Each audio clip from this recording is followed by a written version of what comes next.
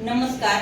मुख्यमंत्री समृद्ध पंचायत राज अभियान तर याबद्दल आज आपलं ट्रेनिंग घेतलेलं तर आपल्याला छान असे सर लाभले. यांनी खूप छान असं मार्गदर्शन केलं महिलांना. विशेष म्हणजे बचत गटात आल्यानंतर महिलांना काय फायदा आहे आणि तोटे आहे, मग आपण फायदा करून घ्यायचा का तोटा करून घ्यायचा हे सगळ्यांनी समजायचंय.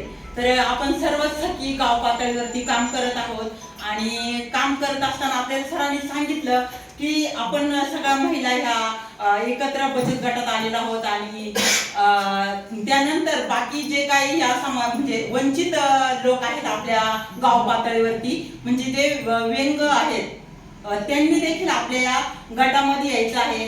ज्या विधवा आहेत महिला, काही परित्यक्त आहेत, त्यानंतर काही एकल महिला, त्यानंतर कुमारिका माता, तर ह्या समाजापासून वंचित राहिलेले आहेत, परंतु त्यांनी सर्वांनी एकत्र यावं समाजामध्ये आणि त्यांचेही गट स्थापन करायचे आहेत. तेव्हा छान असं मार्गदर्शन आपल्याला सरांनी केलं. ते सर्वांनी आपण ऐकलं आणि हेच आज आपण आपल्या गावात जाऊन ग्रामसंघाची मीटिंग घेतल्यानंतर आपल्या महिलांना देखील हे समजून सांगायचं आहे. तर ह्या वंचित असलेला समाज आहे तो एकत्रित आणायचा आहे. त्यानंतर तृतीय पंथाबद्दल देखील आपल्याला सांगितलं.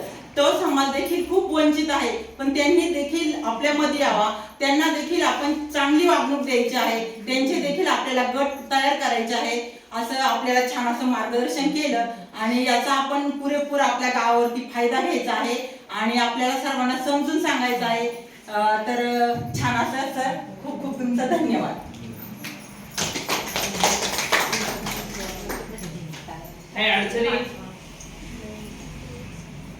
घरी जायचं सोडून